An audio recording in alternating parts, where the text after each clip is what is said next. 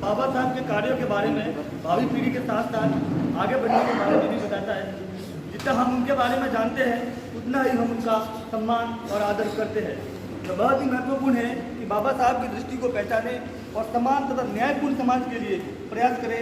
कुल मिलाकर यह समारोह जनता के बीच सांप्रदायिक सौहार्द बनाए रखने के लिए महत्वपूर्ण भूमिका निभाता है। इसी कड़ी में मैं कक्षा 7 के छात्र कुणाल केदार को मंच पर आमंत्रित करता हूँ कि वो अपने विचार प्रकट करें।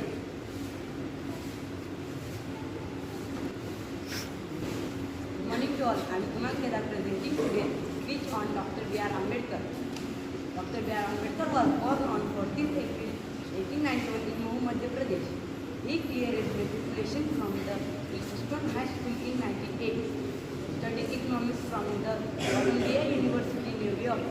Awarded doctorate degree in economics by the University of Columbia on 8th June 1927. He was one of the crusaders of caste discrimination and untouchability. Launched a newspaper called Mokno in 1920. He was appointed the first law minister of independent India. He was both a chairman of the Constitutional Drafting Committee and considered as the chief architect of India of Constitution. He was awarded the President Bharat Ratna Award in 1990. He died in 6th December 1956 at his home in Delhi. Thank you.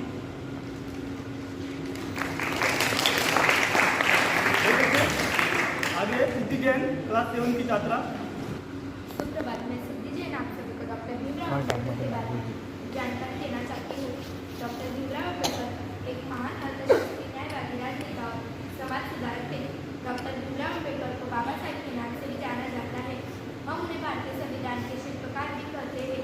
Doctor Bhimrao Ambedkar का जन्म 14 अप्रैल 1891 को मध्य प्रदेश के मऊ गाँव में हुआ। उनके पिता का नाम श्री रामजी सतपाल और माता का नाम मीराबाई था। डॉक्टर भीमराव अम्बेडकर बचपन से पढ़ने लिखने में बहुत तेज थे। उन्होंने अपनी प्रारंभिक शिक्षा सातारा गवर्नमेंट हाई स्कूल और माध्यमिक शिक्षा मुंबई में पूरी की। उनकी मृत्यु 1956 में हुई। धन्यवाद।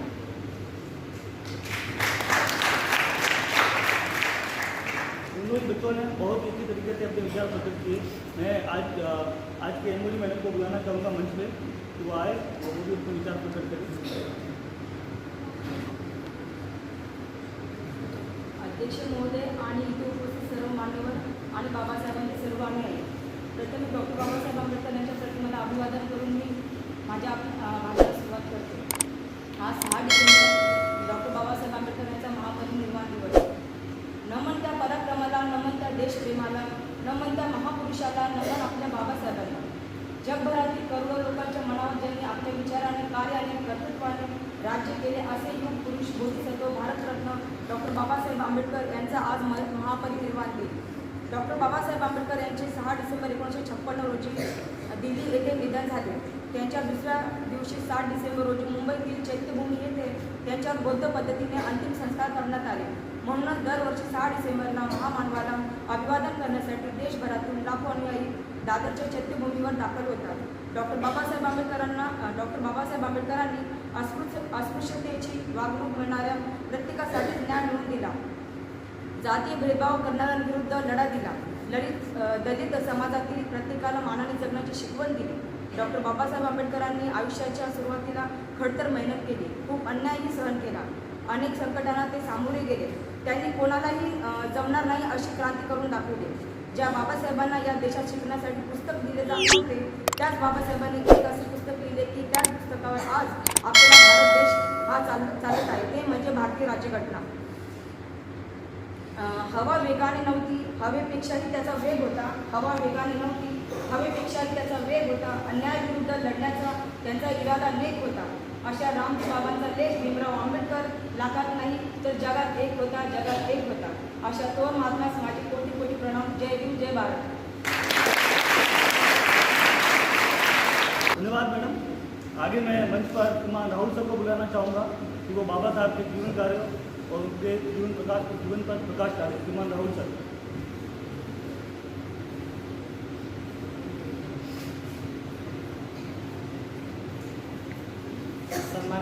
आचार्य महोदय, सीनियर मोस्ट टीचर विलास पाटिल सर तथा मेरे सभी विद्वान साथी, अन्य स्टाफ और मेरे प्यारे छात्रों, गुड मॉर्निंग। आज 66वें महापरिनिर्वाण दिन के अवसर पर पूरे भारत में महामानव को विनम्र अभिवादन किया जा रहा है। और इस अवसर पर जैसा कि इससे पहले आपने स्पीच में सुना कि डॉक्टर B.R. अम्बेडकर को बाबा साहब के नाम से जाना जाता है। इनके अलावा पूरे विश्व में छात्र जीवन से ही उन्होंने अपनी प्रतिभा दिखाई है और पूरे विश्व में वो स्वीकार की गई है। Doctor B.R. अम्बेडकर को पूरे विश्व में symbol of knowledge, champion of human rights, the most educated in India के माने जाते हैं। इसका कारण यही है कि डॉक्टर B.R. अम्बेडकर ने शिक्षा के जरिए जो अपनी प्रतिभा दिखाई है, उस प्रतिभा को सामने रखते हुए उन्होंने लगभग विश्व के महान विश्वविद्यालयों में से शिक्षा प्राप्त की है। उनमें से 32 डिग्रियां उन्होंने हासिल की है। आप अगर गूगल पर सर्च करते हैं most educated person of India, तो उसमें आपको डॉक्टर श्रीकांत जिचकर का नाम आता है। लेकिन उनसे अगर हम कंपेयर करते हैं तो डॉक्टर B.R. अम्बेडकर ने जो डिग्रियां हासिल की है, लगभग उनमें से कुछ डिग्रियां ऐसे हैं आज भी कोई भी भारतीय हासिल नहीं कर पाया है। उन डिग्रियों में MA, PhD, MSc, DSc, DLED, LLD and barrister of law, इन डिग्रियों का समावेश होता है। आपको मालूम होगा कि लंदन स्कूल ऑफ इकोनॉमिक्स में विदेश में जाकर PhD धारण करने वाले डॉक्टर B.R. अम्बेडकर ये पहले भारतीय थे। इनके अलावा लंदन स्कूल ऑफ इकोनॉमिक्स में इतनी अच्छी तरह से पढ़ाई करके पूरे विश्व के छात्रों के सामने उन्होंने जो आदर्श प्रस्तावित किया है, राष्ट्रों को निर्माण करने में जो योगदान दिया है, वो ध्यान में रखकर लंदन स्कूल ऑफ इकोनॉमिक्स में कार्ल मार्क्स की जो प्रतिमा है, उनके साथ डॉक्टर B.R. अम्बेडकर की प्रतिमा भी लगाई गई है। आपको मालूम होगा कि भारत में अर्थशास्त्र में डॉक्टर अमर्त्य सेन, इन्होंने नोबेल पारितोषिक हासिल किया है। लेकिन डॉक्टर अमर्त्य सेन इकोनॉमिक्स के अपने पिता डॉक्टर B.R. अम्बेडकर को ही मानते हैं। इससे हमें डॉक्टर B.R. अम्बेडकर की प्रतिभा का अंदाजा आ ही सकता है। लगभग लंदन स्कूल ऑफ इकोनॉमिक्स में पढ़ाई करते वक्त जो पढ़ाई करने के लिए 8 साल लगते हैं, वो 8 साल की पढ़ाई डॉक्टर B.R. अम्बेडकर ने 2 साल 3 महीने में पूरी की है। इससे उनकी प्रतिभा का अंदाजा आ सकता है। इनके अलावा डॉक्टर B.R. अम्बेडकर ने 9 भाषाओं का ज्ञान प्राप्त किया था। इतना ज्ञान भाषाओं का उन्होंने प्राप्त किया था कि लगभग इनमें से कौन सी उनकी मदर टंग है, ये भी जब दूसरों से कम्युनिकेशन या संवाद साधते थे तब पता नहीं चलता था कि उनकी मदर टंग कौन सी है। इतना उस भाषा में उन्होंने अपना प्रतिभा या प्रभुत्व उन्होंने हासिल किया था। इन 9 भाषाओं में से मराठी, हिंदी, अंग्रेजी, गुजराती, पाली, संस्कृत, पर्शिया, जर्मन और फ्रेंच, इन भाषाओं का समावेश होता है। Doctor B.R. अम्बेडकर ने कई सारे किताबें लिखी हैं, लगभग 15 से ज़्यादा किताबें उन्होंने लिखी हैं। लेकिन उनमें से कुछ किताबें उन्होंने संशोधन के दौरान भी लिखी थी। जिनमें thoughts on Pakistan, annihilation of caste, Buddha and his Dhamma, problem of rupees, untouchable India, ऐसे कई सारे किताबों का उन्होंने लिखान किया है। वो प्रसिद्ध लेखक के नाम से भी जाने जाते हैं। और इसी के साथ साथ समाज में ऐसा एक ही घटक नहीं है, सामाजिक क्षेत्र में भी उन्होंने अपना योगदान दिया है, आर्थिक क्षेत्र में भी उन्होंने क्रांति की है, धार्मिक क्षेत्र में भी उन्होंने अपना योगदान दिया है और समाज में परिवर्तन किया है। आपको मालूम होगा कि 21वीं सदी में मेकर्स ऑफ द यूनिवर्स नाम का ग्रंथ लिखा गया है। इस ग्रंथ में लगभग पिछले 10,000 सालों में जो मानव निर्माण हुए हैं, उन लोगों ने विश्व को निर्माण करने के लिए क्या योगदान दिया है, इसकी 100 लोगों की सूची उन्होंने तैयार की है। उस सूची में डॉक्टर B.R. अम्बेडकर का चौथा नाम आता है। इनके अलावा संविधान सभा जब लिखा था, उस दौरान आपको मालूम है कि लगभग 11 अप्रैल 1947 में डॉक्टर B.R. अम्बेडकर ने संविधान सभा के सामने हिंदू कोड बिल पेश किया था। आपको मालूम है कि हिंदू कोड बिल यानी क्या, तो समाज में महिलाओं को एक सम्मान प्राप्त करना और समाज में एक समानता के आधार पर महिलाओं पुरुष को जो अधिकार है वो अधिकार महिलाओं को देना, ये अधिकार महिलाओं को मिलना चाहिए। इसलिए उन्होंने संविधान सभा में हिंदू कोड बिल पेश किया था। लेकिन आपको मालूम है कि 11 अप्रैल 1947 यानी कि भारत आज़ाद भी नहीं हुआ था। ये पहली समस्या जिनकी वजह से हमारे संविधान सभा में ये पारित नहीं हो चुका है। दूसरी बात यह है कि भारत की जो पहले आम चुनाव है वो भी आने बाकी थे। मतलब हिंदू कोड बिल में हिंदू समाज में जो अनिष्ट रूढ़ी परंपराएं हैं ये नष्ट करना यानी कि हिंदू कोड बिल। लेकिन इन दो स्थिति को सामने जब आए थे तब ये सामने रखकर कुछ लोगों का कहना था कि अगर हिंदू कोड बिल अभी हम पारित करेंगे तो लगभग ये समाज के विरोधी है। आपको मालूम है कि इलेक्शन जब आते हैं तो हर एक दल का, हर एक लोगों का, नेताओं का एजेंडा रहता है और यही एजेंडा उनका कुछ रहा होगा और इसलिए उस दौरान उन्होंने हिंदू कोड बिल को रिजेक्ट किया था। इनमें कौन से तत्व थे? तो इनमें पहला है महिलाओं को संपत्ति में आधा हिस्सा। आपको मालूम है कि समाज में महिलाओं की अभी भी स्थिति क्या है। जब समाज में उनका जन्म होता है पिता के घर में तो ये परकीय धन दूसरों की संपत्ति है ऐसा माना जाता है। और जिस व्यक्ति में दूसरे घरों में उनका विवाह होने के बाद वो जाते हैं वहाँ भी वही कहा जाता है कि ये दूसरों का धन है। मतलब जहाँ जन्म होता है वो भी उनको पर का समझते हैं और जहाँ वो अपनी लाइफ बीतते हैं वहाँ भी समाज में ऐसे कुछ विचार हमें दिखाई देते हैं। यही नष्ट करने के लिए डॉक्टर B.R. अम्बेडकर ने अपने पिताजी के संपत्ति में लगभग 50% प्रॉपर्टी महिलाओं को अधिकार उन्होंने दिया था, लेकिन उस वक्त ये शामिल नहीं किया था। दूसरा अधिकार महिलाओं को, जो पुरुषों को एक से ज़्यादा विवाह करने का अधिकार था, लेकिन महिलाओं को ऐसा नहीं था। इसलिए पुरुषों को बहुपत्नीत्व नहीं मिलना चाहिए, ये अधिकार नहीं मिलना चाहिए, ये नष्ट होना चाहिए। ये एक विचार हिंदू कोड बिल में था। इनके अलावा ऐसे कई सारे विचार थे जिनकी वजह से सनातनवादी हिंदू लोगों ने इनको विरोध जताया। तब डॉक्टर B.R. अम्बेडकर ने कहा था कि मुझे डॉक्टर B.R. अम्बेडकर चिंतित थे कि ये बिल पास हो सके या नहीं।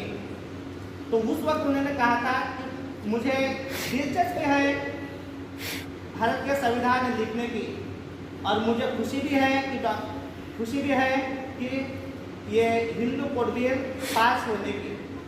लेकिन परिस्थिति को सामने देखते हुए जब वो हिंदू कोड बिल और अन्य कुछ उनकी मांगे थी तो उससे पहले स्वतंत्र भारत के पहले कानून मंत्री उनको बना दिया था, लेकिन हिंदू कोड बिल पारित नहीं हुआ है और अन्य कुछ की मांगे थी वो भी पूरे नहीं हुए हैं, इसलिए उन्होंने अपने जो कानून मंत्री थे उनको रिजाइन कर दिया था।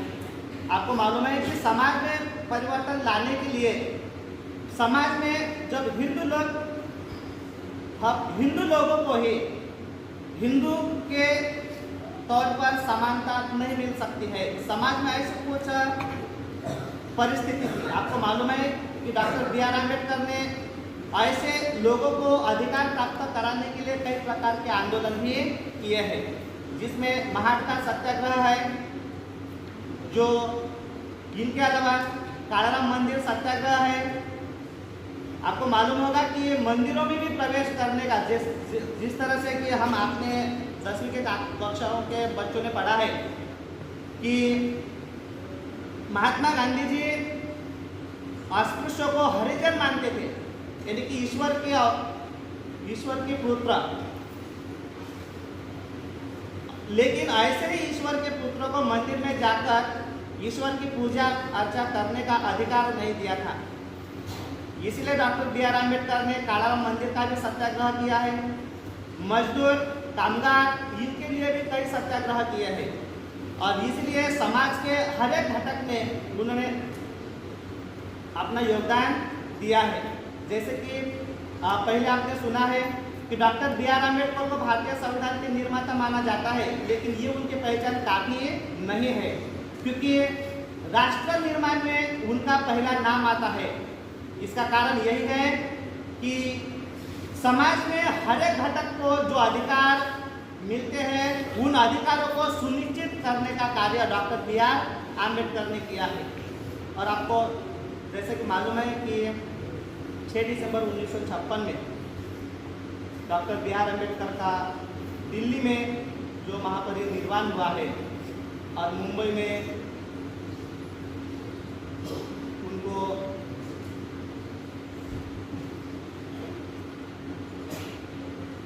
दफनाया गया है। और संयोजक ने इस अवसर पर मैं उनको विनम्र अभिवादन करता हूँ और संयोजक ने मुझे जो 2 शब्द कहने के लिए सलाह दी है तो उनकी आभार व्यक्त करता हूँ।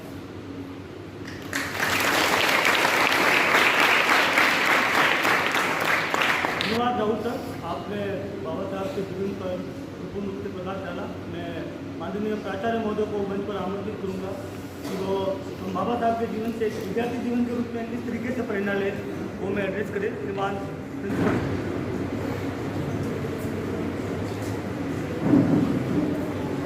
Good morning. All okay? Yes, sir. ठीक है, तो आज हम महामानव डॉक्टर बाबा साहब अम्बेडकर इनको अभिवादन कर रहे हैं, है ना। और इसी के उपलक्ष्य में हमारे पहले जो भी श्रोता थे, जो स्टूडेंट्स मेमोरी और कांग्रेस सर, इन्होंने डॉक्टर बाबा साहब अम्बेडकर के चरित्र पर अपने विचार रखे। उन्होंने जो कुछ योगदान देश के लिए दिया, इनके ऊपर कुछ प्रकाश डालने की कोशिश की। निश्चित रूप से आजकल हमारी जो मानसिकता है ज़्यादा सुनने की नहीं रही है। क्या आप सुनना चाहते हो?